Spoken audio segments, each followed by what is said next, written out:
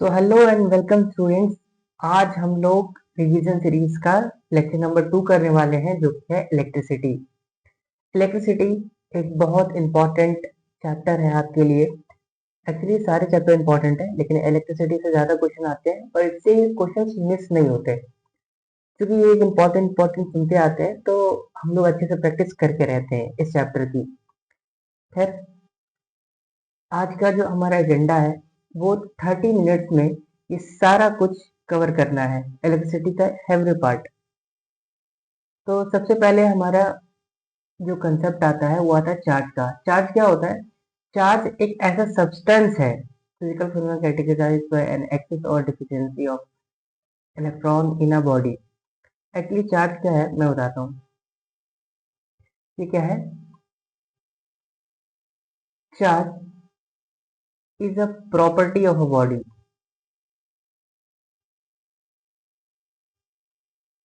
Property of the body जिसकी वजह से ये दूसरे चार्ज पे फोर्स लगा सकता है। ये पॉजिटिव होते हैं, नेगेटिव होते हैं। पॉजिटिव कब? जब लॉस ऑफ इलेक्ट्रॉन होगा, लॉस ऑफ इलेक्ट्रॉन। और नेगेटिव कब? जब गेन ऑफ इलेक्ट्रॉन होगा, गेन ऑफ इलेक्ट्रॉन। ठीक है। अब इसके बाद चार्ज एक स्केलर क्वांटिटी होती है और ऐसा यूनिट होता है कूलम। एक इंपॉर्टेंट चार्ज का एक फॉर्मूला है जो कि हमें पता होना चाहिए। क्यू जो चार्ज होता है, क्यू से रिप्रेजेंट करते हैं चार्ज को। क्यू बराबर होता है n times e, n times of electron, where n belongs to integers. ठीक है। नेक्स्ट हमारा एक ये पॉइंट था। एक और पॉइंट है कि 1 कूलम में होता है 6.25 इंटू 10 का पावर 18 इलेक्ट्रॉन। ये याद रखिएगा, एक नंबर में पूछ देगा एमसीक्यू में। उसके बाद आता है टॉपिक हमारा इलेक्ट्रिक करंट। इलेक्ट्रिक करंट क्या होता है? The rate of flow of positive charge is called electric current. तो इलेक्ट्रिक करंट क्या होता है? Flow of positive charge. क्या पॉजिटिव पॉजिटिव चार्ज फ्लो करता है? आंसर है नहीं, इलेक्ट्रॉन्स फ्लो करते हैं। और इलेक्ट्रॉन्स जिधर फ्लो कर रहे हैं उसके अपोजिट हम करंट मानते हैं। तो कन्वेंशनल करंट इधर है हमारा। ये एक स्केलर क्वांटिटी होती है, ऐसा यूनिट एम्पियर होता है, रिप्रेजेंटेड बाय आई। आई से रिप्रेजेंट करते हैं। और अगर हम डेफिनेशन देखें तो फ्लो ऑफ पॉजिटिव चार्ज का मतलब कि चार्ज कितना चेंज हुआ कितने टाइम में, इसीलिए इसका फॉर्मूला आ जाता है D Q by D T. अब क्यू, क्यू होता है कूलम, क्यू का ऐसा यूनिट, और टाइम का होता है सेकेंड। तो क्या कूलम पर सेकेंड इसका ऐसा यूनिट हो गया, और इसी को हम एम्पियर भी कहते हैं। क्या कहते हैं? एम्पियर। तो इसी से क्वेश्चन आ जाएगा कि 1 एम्पियर को डिफाइन कीजिए। तो when 1 coulomb of charge flow through a conductor in 1 second is called 1 volt, नहीं 1 एम्पियर। ठीक है। नेक्स्ट, अब पोटेंशियल क्या होता है? पोटेंशियल क्या कहते हैं? इसका डेफिनेशन जरूर से हम लोग याद कर लेंगे। वर्क डन टू ब्रिंग या move a unit positive charge from infinity to one point in an electric field. तो हम जब इंफिनिटी से एक पॉइंट चार्ज को इलेक्ट्रिक फील्ड के अंदर लाते हैं, एक चार्ज को क्यू को, और इसमें जो हमें वर्क करना पड़ता है उसे ही हम क्या कहते हैं? वोल्ट। तो यहाँ से V इक्वल्स टू आ जाएगा W बाई क्यू, और इसका ऐसा यूनिट आ जाएगा जूल पर coulomb. V equals to W by q और इसका यूनिट होता है जूल पर कूलम। और इसी को हम क्या किस नाम से जानते हैं? वोल्ट। ठीक है। वोल्ट एक साइंटिस्ट थे। और 1 वोल्ट का जो हमारा डेफिनेशन होगा वो होगा 1 joule of work is done to bring a 1 coulomb of charge and it is said to be 1 volt. अब पोटेंशियल डिफरेंस क्या होता है? अब मान ले मेरे पास इलेक्ट्रिक फील्ड थी और इसी में पॉइंट ए पॉइंट बी था, तो यहाँ से लेके यहाँ तक लाने में जो भी वर्क लगा उसे ही हम क्या कहेंगे? Potential difference. और इसी का हम लोग यूज करते हैं। ओम्स लॉ में जो V होता है वो हमारा पोटेंशियल डिफरेंस होता है। ये हमें कौन प्रोवाइड करती है? ये हमें बैटरी प्रोवाइड करती है। बैटरी ये एक स्केलर क्वांटिटी होती है, ऐसा यूनिट वोल्ट होता है और रिप्रेजेंटेड बाय V। और इसका 1 जूल का वही है 1 वोल्ट का definition. When 1 joule of work is done to bring a 1 coulomb of charge, it is said to be 1 volt। तो पोटेंशियल और पोटेंशियल डिफरेंस में क्या अंदर हुआ? पोटेंशियल में हम इंफिनिटी से लेके आ रहे थे, अब पोटेंशियल डिफरेंस में हम इलेक्ट्रिक फील्ड के अंदर ही एक पॉइंट से दूसरे पॉइंट की तरफ मूव कर रहे हैं।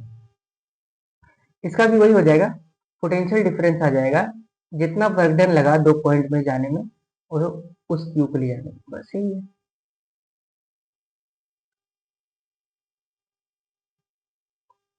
नेक्स्ट, अब इलेक्ट्रिकल सर्किट, ये जरूर देख लेंगे, इंपॉर्टेंट चीज है इलेक्ट्रिकल सर्किट, हो सकता है सर्किट बनाने के लिए भी आ जाए।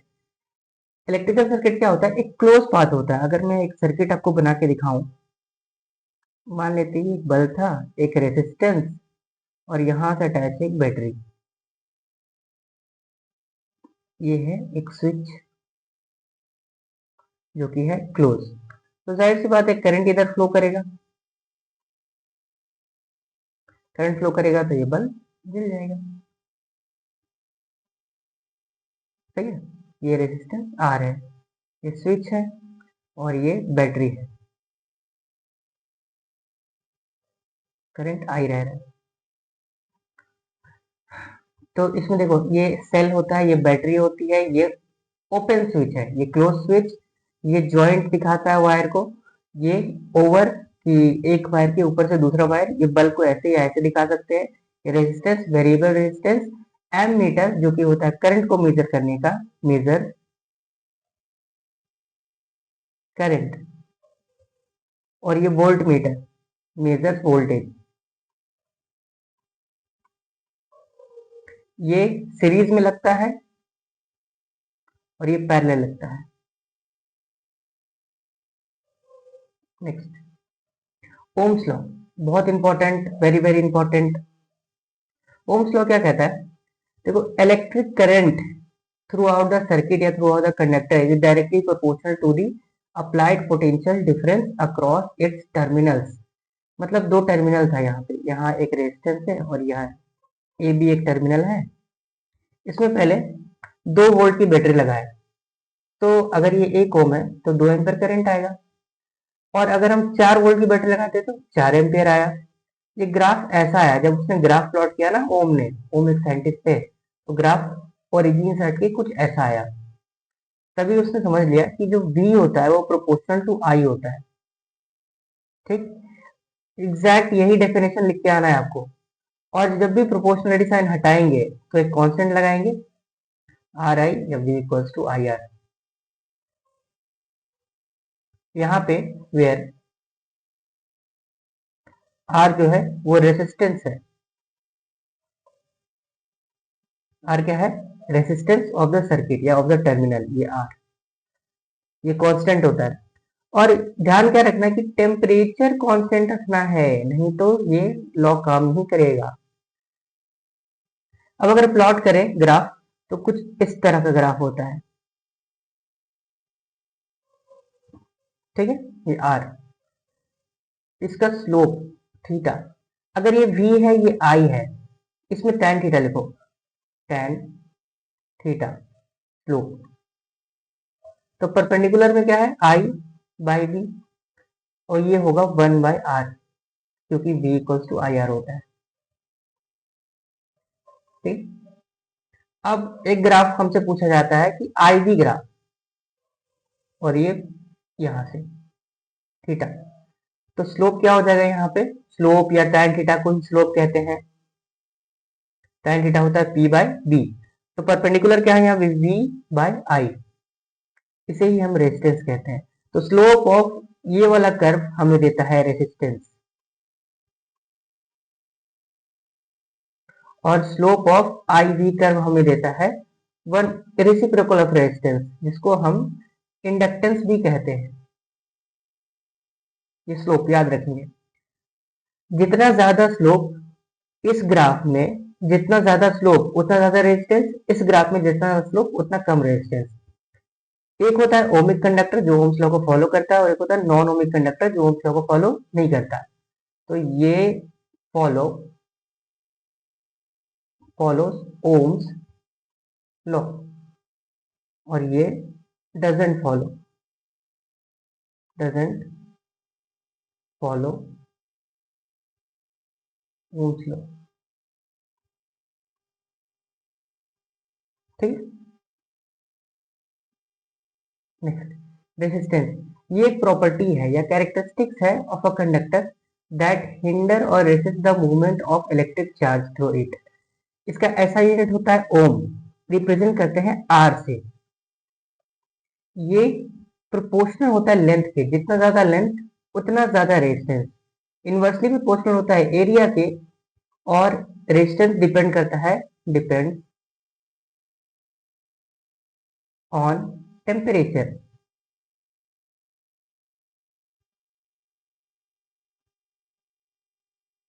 एंड मटेरियल, कौन से मटेरियल का बना है,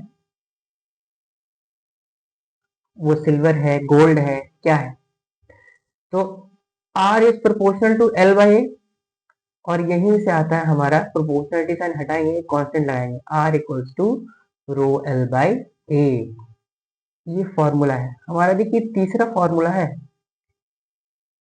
पहला फॉर्मूला क्या था, I equals to Q by T. दूसरा formula V equals to W by Q। तीसरा formula ohm's law, V equals to I R. और चौथा फॉर्मूला, चौथा है ये, R equals to rho L by A. Where, यहाँ लिखेंगे where R equals to resistance और रो रेसिस्टिविटी, रेसिस्टिविटी। ठीक है, नेक्स्ट। अब रेसिस्टिविटी क्या होती है, रेसिस्टिविटी इंट्रिंसिक प्रॉपर्टी है बॉडी की, इंट्रिंसिक।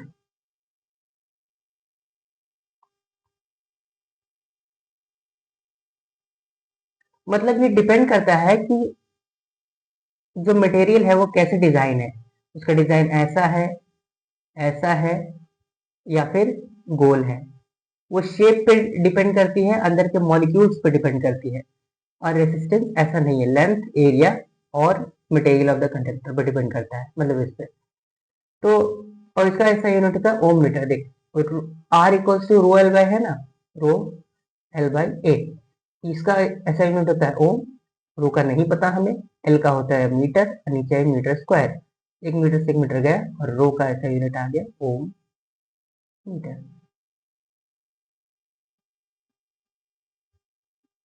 अब कॉम्बिनेशन ऑफ रेजिस्टेंस देख, सीरीज कॉम्बिनेशन में टोटल रेजिस्टेंस सम कर देते हैं हम इंडिविजुअल रेजिस्टेंस का।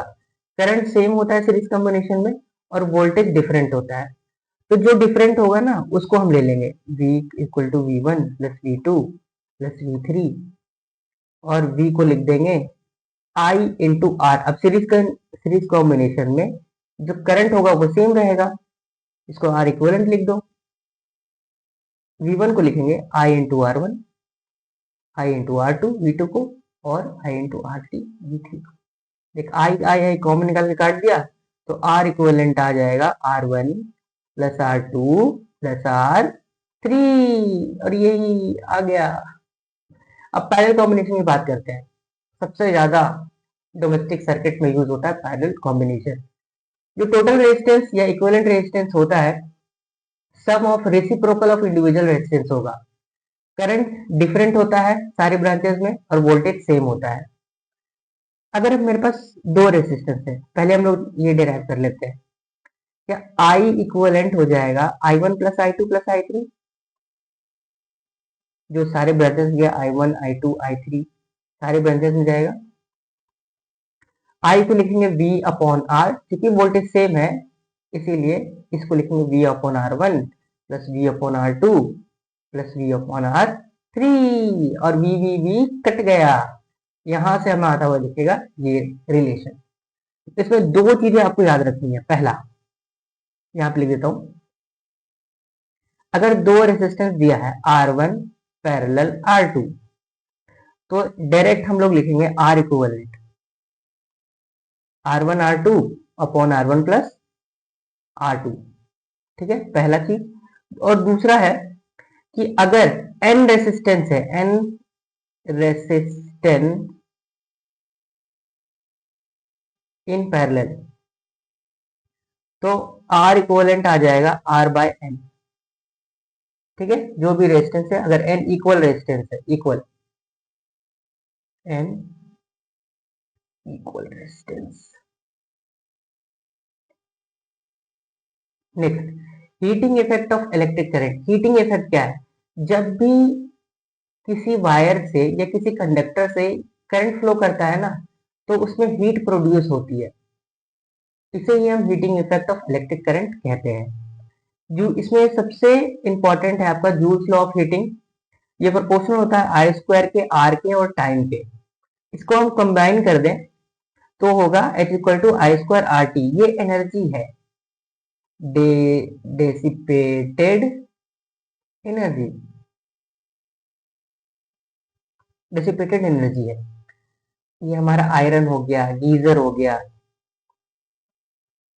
आयरन रॉड हो गया जिसे पानी गर्म करते हैं, ये सब heating effect of electric current पे काम करता है। इसका ऐसा यूनिट जूल होता है और i square r t formula है। और एक और लिख सकते हैं ना, अगर आई स्क्वायर को आर टी है, एक v square by r t भी लिख सकते हैं। इसको v into i into t भी लिख सकते हैं, याद रखेंगे इसे। ये सारा फॉर्मूला है, सबका यूनिट जूल होगा। नेक्स्ट, हाँ, ये जो मैं बताया। अब कॉमर्शियल यूनिट ऑफ एनर्जी क्या होती है? इस किलो वॉट आवर। क्या है? Kilowatt our.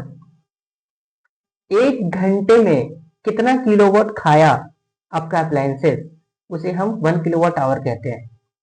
वो 1 यूनिट 1 किलोवाट आवर के बराबर होता है, कितना यूनिट उठा, और ये होता है 3.6 इंटू 10⁻6 जूल। ठीक है, इतना ही था इसमें एनर्जी में। अब आता है पावर। पावर होता है rate of doing electrical work. Rate of doing electrical work, electrical work, rate of doing electrical work. अब पावर होता है वर्क डन बाय टाइम। देख, यहां से वोल्टेज क्या होता है? W by Q. तो W को क्या लिख सकते हैं यहाँ से? क्या V इंटू क्यू लिख सकते हैं? अगर यहाँ पे W को पुट कर दिया जाए V इंटू क्यू, पावर था हमारा W by t, V into q by t. इसको लिखेंगे I, तो वी आई हो गया हमारा पावर। ये उसका फॉर्मूला है, पावर इक्वल्स टू वी आई। ये इसी को आई स्क्वायर आर लिखते हैं और वी स्क्वायर बाय आर लिखते हैं। ऐसा यूनिट होता है इसका वॉट। 1 किलोवाट होगा 1000 वॉट, और 1 watt is said to be done when 1 joule of work is done in 1 second. Then it is said to be 1 watt. अब कॉमर्शियल यूनिट इसका होता है हॉर्स पावर। 1 हॉर्स पावर होता है 1 HP। बोलते हैं ना 1 HP का मोटर है, 2 HP का मोटर है, 3 HP का मोटर है, 1.5 HP का मोटर है। वो 746 वॉट के बराबर होता है। और सर ये अल्टर क्यों? ये मैंने नहीं बनाया है। ये एक्चुअली क्या हुआ था ना कि पहले हॉर्स पावर से नापा जाता था, हॉर्स पावर से नापा था। जो मैकेनिकल इंजीनियर थे वॉट, उन्होंने हॉर्स पावर से नापा था। उन्होंने देखा कि हॉर्स जो है वो खींच सकता है। एक लेडर को ऐसे बांध दिया, एक पुली लटका दी और इधर से हॉर्स खींच रहा था, तो वो 1 फीट खींच लिया 1 सेकंड में। 1 सेकंड में 1 फीट खींचा, और ये 1 पाउंड का था। तो इसी को उसने नाम दिया 1 हॉर्स पावर, और 1 हॉर्स पावर 746 वॉट के बराबर होता है। एफपीएस सिस्टम में हम लोग हॉर्स पावर नापते हैं, एफपीएस, फुट पाउंड सेकेंड। तो आज के लिए इतना ही था। ये ओरिस्टेड एक्सपेरिमेंट नहीं, सॉरी, ये गलत आ गया है। आपको क्या करना है, आपका काम है कि आप अभी 5 ईयर क्वेश्चंस जो कि डिस्क्रिप्शन बॉक्स में है, डिस्क्रिप्शन बॉक्स में है, वो डाउनलोड कीजिए और बनाइए। और जो भी डाउट आता है वो कमेंट सेक्शन में लिखिए। मजाक कर रहा हूँ, टेलीग्राम ग्रुप ज्वाइन कीजिए। आपके सारे क्वेश्चन का आंसर मैं दे दूंगा, फ्री बैठा हूं अभी। ठीक है, गोल्डन अपॉर्चुनिटी आपके पास। चलिए नेक्स्ट, लास्ट मैग्नेट अच्छा ये मैग्नेट है, सॉरी। नेक्स्ट आज के लिए इतना ही रखते हैं गाइस, और thank you for joining and watching my video, and always all the best. भरोसा रखो अपने पर यार, तुमने पूरे साल पढ़ाई की है, अभी तुम ये वीडियो बैठ के देख रहे हो, पूरे 30 मिनट तुमने देखा है अभी, तो अपने ऊपर भरोसा रखो। ऐसा लगता है कि हाँ मैं भूल रहा हूँ या मेरे से नहीं होगा, ये ख्याल आते हैं, अगर ये ख्याल आ रहे हैं तो आप नॉर्मल है, लेकिन इनसे ओवरकम करना ही एक अच्छा स्टूडेंट की निशानी है। आप एक अच्छा स्टूडेंट बनिए और मेरा नाम रोशन कीजिए। तब तक के लिए सायोनारा, मिलेंगे नेक्स्ट वीडियो में। बाय।